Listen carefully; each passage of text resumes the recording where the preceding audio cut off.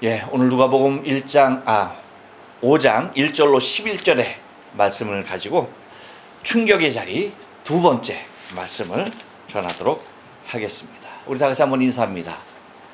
옆사람과 앞사람과 그리고 사랑하는 가족과 함께 인사하실 때 지난 한 주간 동안 평안했습니까? 인사합니다. 지난 한 주간 동안 평안했습니까? 평안했습니까? 평안했습니까? 현대 의료 행위에 있어서 대부분의 환자들에게 제일 중요시하는 치료법이 있습니다. 혹시 여러분 그것이 무엇인지 아십니까? 환자들을 치료하는 데 있어서 가장 중요한 게 무엇일까요? 그것은 우리가 잘 아는 대로 안정입니다.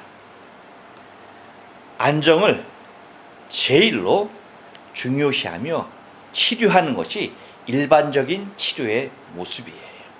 그래서 여러분 병원에 가보면 절대 안정이라는 문자를 환자의 머리맡에 딱 써붙이죠. 그렇죠? 절대 안정. 아마 그런 경우를 많이 보셨을 거예요. 그렇죠? 이만큼 환자에게 있어서 안정이라고 하는 것은 매우 중요한 치료의 과정 중에 하나일 수 있다는 것입니다. 그런데 여러분 때로는 절대 안정으로 해서는 환자를 살리지 못하고 죽는 것을 눈앞에서 지켜볼 수밖에 없는 경우가 발생하기도 합니다. 곧 심정지와 같은 갑작스러운 경우, 안정이 아닌 자동이 되었든지 수동이 되었든지 제세동기와 같은 전기장치의 충격요법을 사용하여서 급격하고 강력한 자극을 가함을 통하여서 생명을 구하는 방식도 특정한 상황에서 발생하기도 한다는 것이에요. 이렇게 심장에 충격을 가함으로 멈췄던 심장을 다시 뛰게 하는 경우도 있다는 것입니다. 그런데 여러분, 그렇다면 이러한 환자가 1년에 몇 명이나 될까요? 미국 같은 경우 이 심정지가 일어나는 환자의 수가 병원 이외의 장소에서, 그러니까 병원 내에서 일어나는 것이 아닌 병원 이외의 장소에서, 병원 밖에서 일어나는 건수가 매년 35만 6천 건이라고 하는 엄청나. 그러니까 거의 1년에 1000명, 아니 하루에 1000명이라고 하는 숫자가 병원 밖에서 심정지를 일으키고 있는, 그것이 어디서만? 미국에서만. 그러니까 전 세계적으로 따지면 수만 명의 사람들이 하루에도 심정지가 일어나고 있다는, 그래서 그러한 얘기입니다. 근데 여러분, 그 심정지가 발생했을 때에 그 사람들에게 생존율이 얼마만큼 되느냐라고 했을 때는 10%밖에 안 되는 거예요. 그런데 제세동기, 이것을 즉시 사용했을 때는 생존율을 70%대까지 증가시킬 수가 있다는 거예요. 그러니까 그 심장에 충격을 가하면은 10%밖에 안 될 생존 확률이 몇 프로로 늘어난다? 70%로 늘어난다는 거예요. 우리는 지난주 자신의 생애의 절체절명의 영적 충격의 자리에 있었던 베드로를 통하여서 이 변하지 않을 것 같았던 이 사람, 이 베드로가 변하는 과정을 우리는 지켜보았습니다. 곧 주께서 베드로를 변화시키는 자리에 필요했던 것이 무엇이었다? 충격요법이었던 것이죠. 이것은 베드로 한 사람을 살리기 위한 처치가 아니었어요. 앞으로 베드로를 통하여서 다시 살아나야 할 생명이 얼마인지 헤아릴 수 없는 놀라운 계획을 갖고 있었던 주님의 사역의 현장이었던 것을 우리는 목도할 수 있다는 것입니다. 그래서 오늘도 그 충격의 자리로 한번 다시 가보려고 합니다. 그 충격의 자리, 오늘 두 번째, 어떤 충격일까요? 지난주에는 말씀의 자리였죠. 그렇죠? 충격의 자리는 어떤 자리였다? 말씀의 자리였어요. 그 다음에 충격의 자리는 어떤 자리였다? 실패의 자리였어요. 또 하나 충격의 자리는 어떤 자리였습니까? 경험과 상식이 깨지는 자리였던 것을 우리는 살펴봤습니다. 그렇다면 오늘은 충격의 자리는 어떤 자리일까요? 한번 따라서 합니다. 압도적인 이끄심의 자리입니다. 그렇습니다, 여러분. 15절 말씀을 다 같이 한번 읽어보겠습니다. 5절 말씀을 다 같이 한번 읽을게요. 시작. 시몬이 대답하여 가로되 선생이여 우리들이 밤이 맞도록 수고를 하였을 때 얻은 것이 없지만은 말씀에 의지하여 내가 그물을 내리리이다 하고. 예. 베드로가 느꼈던 그 충격, 그 자리는요, 또 압도적인 이끄심이 있었던 자리였던 것을 그 5절 말씀을 통해서 살펴볼 수가 있다는 것입니다. 여러분, 저희가 어렸을 때는 아이들을 갖다가 그 미운 7살이라고 그랬어요.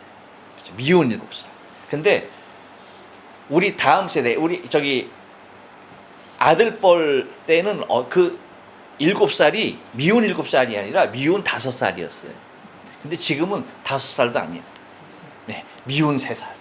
야, 이제 3살만 되면 얼마나 그냥 자기 뜻대로 하려고 하는지 애들이 점점 빨라지죠. 점점 빨라져. 뭐가 빨라지는 거예요? 자아 중심의 세계가 그만큼 빨라지는 거예요. 여러분, 디모데후서에서 말하는 말세의 현상이 있습니다. 그 현상이 무엇인지, 가장 대표적인 것이 여러분 무엇인지 아십니까? 다른 것 아니에요. 디모데후서 3장 1절 2절 보면 너는 이것을 알라, 말세에 고통하는 때가 이를 것이다 라고 얘기하면서 그 말세에 나타나는 고통의 현상, 그 가장 첫 번째를 무엇으로 얘기하는지 아십니까? 2절에서 말합니다. 사람들이 뭐요? 자기를 사랑하며 라고 얘기해요. 누구를 사랑한다? 자기를 사랑하며. 두드러진 현상입니다.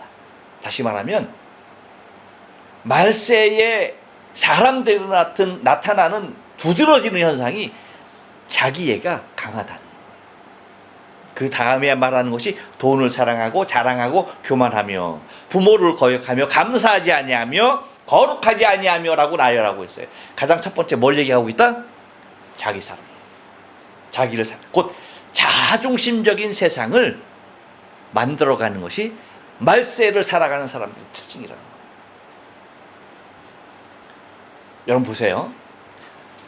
회당에서는 예수님의 말씀이 많은 사람들을 설득시킬 수 있었어요. 그렇죠? 그래서 회당에서 일어났던 우리는 놀라운 형상들을 바라봤잖아요. 그런데 지금 베드로가 있는 곳은요, 회당이 아니었어요. 어디입니까? 갈릴리 바다였어요. 이곳에서는 예수님이 아닌 어부인 베드로의 말이 누가 보아도 타당할 수 있는 절대적인 환경이었습니다. 왜? 그 이유가 뭐예요? 베드로의 배경이 되니까. 베드로의 배경이 뭐예요? 갈릴리 바다 자체였어요. 그러니까 흔히 말하는 요새 말로, 일본 말로 뭐예요? 나와바리야. 나와바리가 예수님의 나와바리가 아니었고 누구의 나와바리였어요? 베드로의 나와바리였어요. 그러니까 베드로 자신의 중심에 따라서 돌아갈 수밖에 없는 현실이 바로 그 자리였다는 거예요. 그 갈릴리 바다에서는요, 그 누구의 말보다는 베드로가 알고 있고 그가 평생 경험한 그런 것들로 보아서 이곳에서는 베드로가 압도적인 능력을 보일 수가 있는 장소였던 것입니다. 그렇지만 여러분 보세요. 너무나도 이상하리만큼 평소에 베드로의 모습은 보이질 않아요. 그리고 갑자기 순한 양이 되어버린 베드로의 모습을 우리는 바라보게 됩니다. 그것이 바로 5절의 말씀이에요. 이렇게 여러분 봐요. 이것은 바로 그를 평소에 알고 있는 사람들로서는 도저히 이해할 수 없는 힘든 장면이 아닐 수가 없었던 것입니다. 왜냐하면 베드로는 평소에 순한 양과 같이 행동하는 사람이 아니었기 때문입니다. 매우 충동적이고 즉흥적인 사람이었기 때문입니다. 곧 베드로는 생각보다 행동이 앞서는 사람이었던 것을 성경 여러 곳에서 말하고 있습니다. 그렇기 때문에 누군가의 말에 의하여서 자신의 행동을 절제하는 사람이 아니었던 것이죠. 우리가 잘 아는 대로 겟세마네 동산에서 예수님을 잡으러 온 무리들이 있었죠. 그때에 누가 나섭니까? 베드로가 나서서 칼을 빼서 누구의? 말고의 귀를 자르잖아요. 그것이 요한복음 18장에 나오는 베드로의 모습입니다. 뿐만 아니죠. 예수님이 바다 위를 걸어오실 때에 누가 가장 먼저 그 물 위로 떨어집니까? 베드로예요. 베드로. 돌아볼 것도 없어. 바로 뛰어드는 게 베드로. 이와 같이 베드로는 어떤 사람이었습니까? 충동적이고 즉흥적인 사람이었던 것입니다. 하지만 오늘 이 갈릴리 바다에서는 그의 충동적이고 즉흥적인 불을 잠재우고 순한 양이 되어지는 모습을 우리는 보게 됩니다. 그것은 이 정도로 그를 이끄는 압도적인 힘이 베드로 자신에게 느껴졌던 자리였기 때문입니다. 자신 스스로 어찌할 수 없는 어떤 강력한 힘에 이끌려서 자신도 모르게 그쪽으로 끌려가는 자신을 스스로 체험하고 있는 현장이 바로 갈릴리 바다였어요. 그의 평생에 이런 느낌은 처음이었을 것입니다. 그렇기에 그는 그 자체만으로도 충격이었을 것이라는 거예요. 그렇기 때문에 시몬 베드로가 뭐라고 말하는 거예요? 가로되 선생님이요, 우리들이 밤이 맞도록 수고를 하였을 때 얻은 것이 없지 많은 말씀에 의지하여 내가 그물을 내리리다. 곧 그 충격을 통하여 압도적으로 이끄는 자리가 바로 베드로가 있었던 그곳이었던 것입니다. 그 충격의 자리, 그것이 곧 자신을 압도적으로 이끌어가는 놀라운 힘을 느낄 수밖에 없었던 자리였던 것입니다.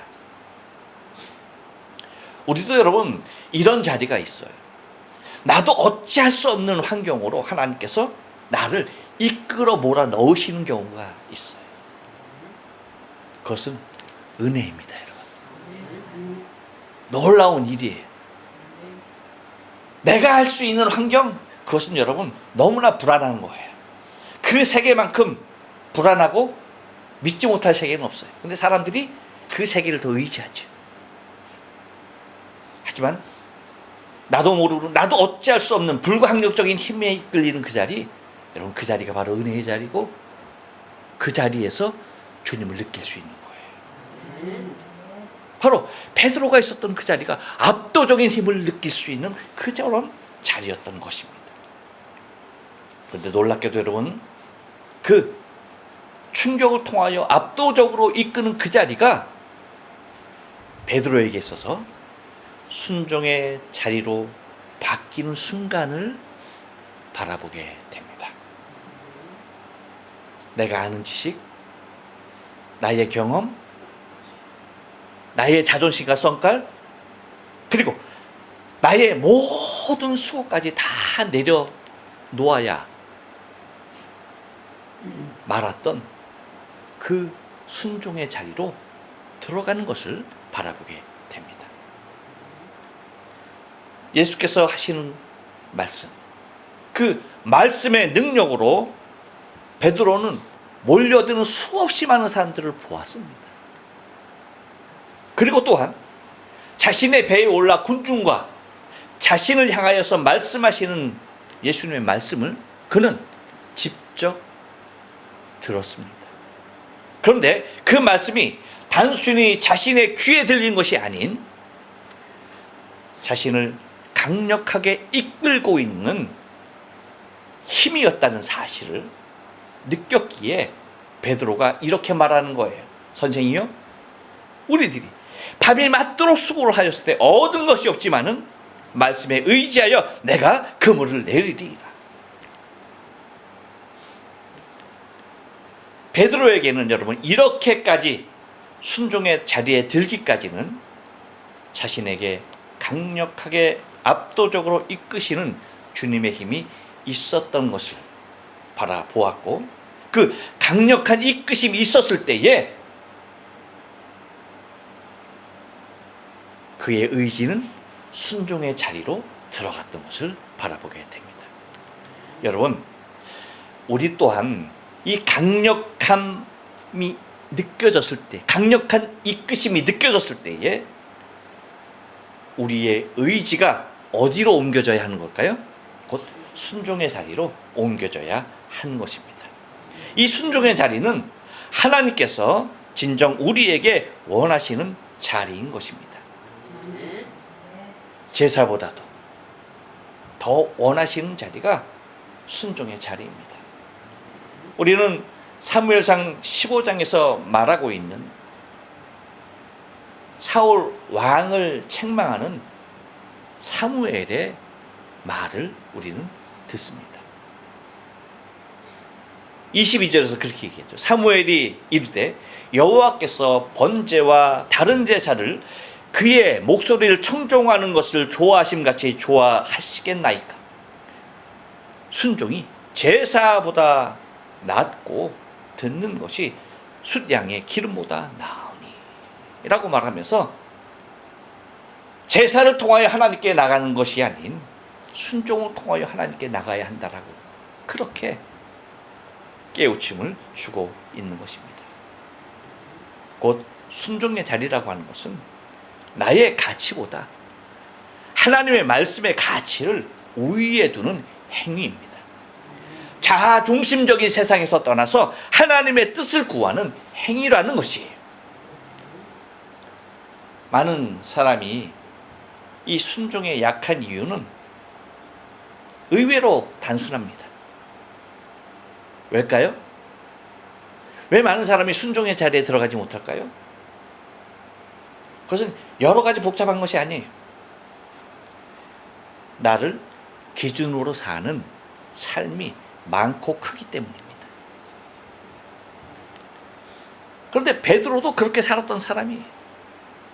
자아중심적이었고 자신의 선택과 자신의 방법을 쫓았고 언제나 자신의 가치가 우선이었던 사람이 베드로였습니다.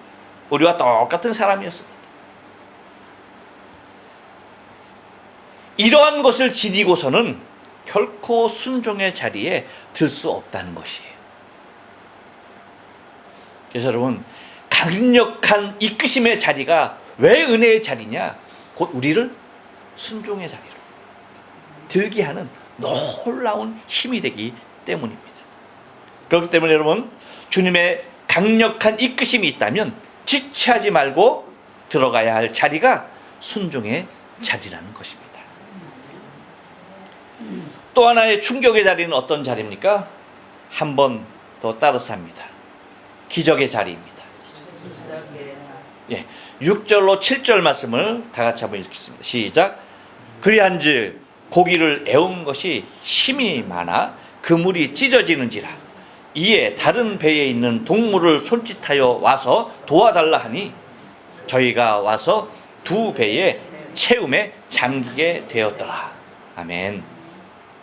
여러분 혹시 낚시해 보셨어요? 낚시도 해보셨고. 아니 김용희 사님 낚시할 때 다른 분들은 뭐 하셨어? 낚시도 안 하시고.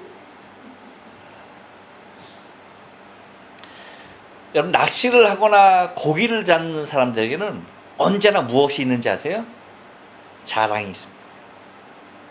자랑이 있어요. 어떤 자랑일까요? 그렇죠. 얼마나 큰 것을 낚았었는가. 그리고 얼마나 많은 양의 고기를 한 번에 잡았었는가. 이거예요, 이거. 그 경험담에 대한 자랑이 항상 이 낚시하는 사람들에게는 있는 것입니다. 근데 바로 왜 이것이 자랑이 되느냐? 여기에서 이 낚시를 하는, 그리고 물고기를 잡아 그 투망을 끌어올리는 사람들에게 있어서 그것을 해보지 못한 사람들이, 해보지 못한 사람들에 비해서 그것을 직접 한 사람들이 느끼는 무엇이 있어요? 특별한 손맛이 있는 거예요. 손맛이에요, 손맛. 지금도 낚시를 하시는 분이 계셔요, 앞에. 근데 저분들이 낚시를 하시는데, 저분들 낚시하면 잡아가지고 갑니까? 아니에요. 그 자리에서 바로 풀어줍니다. 근데 잡아가서 먹을 것도 아니면서 왜 낚시하고 있어요? 저 떼볕에서? 이유가 뭐야? 손맛이야, 손맛. 이걸 느낀 사람은 땡볕에서 눈이 와도 하는 거예요. 이 손맛이 사람을 미치게 한다는 거예요. 마치 무엇과 같냐 하면, 여러분, 골프하는 사람이 17홀 내내 드라이브를 쳤는데 와이파이 막 이리 가고 저리 가고 도저히 감을 잡을 수가 없어. 그렇게 가다가 18홀에 들어가서 드라이브 쳤는데 이게 뭐야? 빨래줄이 되는 거야. 쫙 나가는 거야. 경험해 봤어야지. 그리고 또 그것도 안 됐는데 마지막 18홀 퍼팅을 했는데 생각지도 안 했던 그 볼이 뭐 하는 거예요? 홀컵으로 쫙 빨려 들어가는 거예요. 일명 뭐예요? 또 오세요 샷. 그것을 그 뭐라고 얘기한다고? 또 오세요. 또 오세요. 17홀 내내 죽수다가도 마지막 한 번 느끼는 그 맛에 의해서 땡볕에도 큰 돈 들여서 골프하러 간다는 거. 여러분, 베드로는 몰랐어요. 그리고 요한과 야고보도 몰랐습니다. 자신들이 업을 삼고 있었던 갈릴리 바다에 이렇게 많은 고기가 있었다는 것을 몰랐어요. 그리고 그렇게 많은 고기가 또 잡힐 수 있다는 것도 몰랐습니다. 그리고 자신이 이 현장에서 그 손맛을 느끼게 될 수 있었던 것까지도 그들은 몰랐을 것입니다. 하지만 여러분, 이 놀라운 경험은요, 베드로의 복잡한 심경을 두 가지 생각으로 사로잡았을 거예요. 뭐냐면, 첫 번째는 그 엄청난 고기를 잡아서 끌어올릴 때에 이와 같은 경험은 다시 할 수 없을 것이다. 어디에서? 이 갈릴리 바다에서. 그것이 첫 번째였을 거고요. 두 번째 생각은 뭐였을까요? 이것보다 더 큰 경험을 할 수도 있겠구나. 무엇으로? 예수를 따른다면. 이 두 가지였을 거예요. 곧 베드로는 자신의 영역 밖에 있는 것을 체험하는 현장이 그곳이 되고야 말았던 것입니다. 곧 자신에게 일어난 이 기적은 단순히 많은 고기를 낚았다는 것이 아니었어요. 주님이 하시는 일을 통하여 또 다른 세계를 체험하는 순간이 되었던 것입니다. 여러분, 기적은 단순히 놀라는 자리가 아니에요. 예수님께서 일으키시는 기적은 누군가를 놀래키려고 하시는 이벤트가 아닙니다. 믿음 없는 자들에게 믿음을 주시는 방법으로 사용하시는 것이 이적이며 기적이에요. 그렇기 때문에 이러한 이적은 지금도 믿음이 있는 자들에게 언제든지 일어나고 있는 것입니다. 곧 주님이 믿음이 있는 그곳에 임재하셔서 언제나 성령을 통하여 나타내 보이시는 것이 이적이라고 하는 거예요.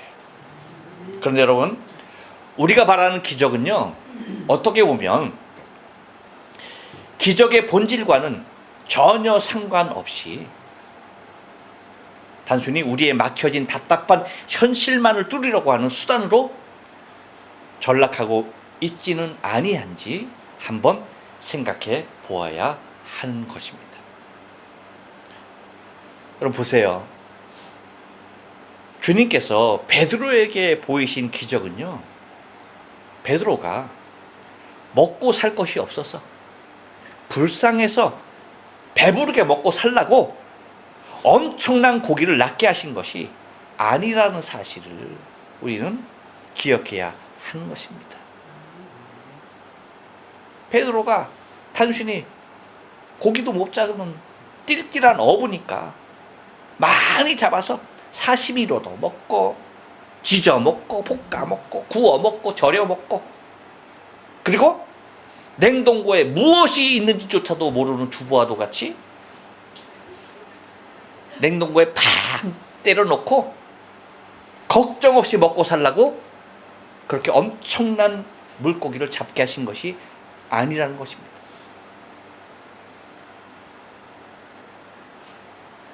여러분, 베드로에게 왜 기적이 필요했습니까? 베드로에게 왜 이 기적이 일어나야 했습니까? 다른 이유 아무것도 없습니다. 믿게 하기 위함입니다. 믿게 하려고. 베드로의 필요를 채우려는 의도가 아니었습니다. 그러하여금 믿게 하시려고. 주님은 그에게 엄청난 고기를 2배에 채우게 낚는, 2배가 가라앉을 정도로 엄청난 고기를 잡게 했던 것입니다. 마찬가지로 여러분, 마지막으로 여러분에게 물을게. 여러분, 우리에게 왜 기적이 필요할까요? 여러분, 혹시 하나님께 구하는 기적 중에 그 기적이 필요한 이유가 무엇입니까? 기도하시겠습니다. 우리 이 시간에 한번 기도할 때에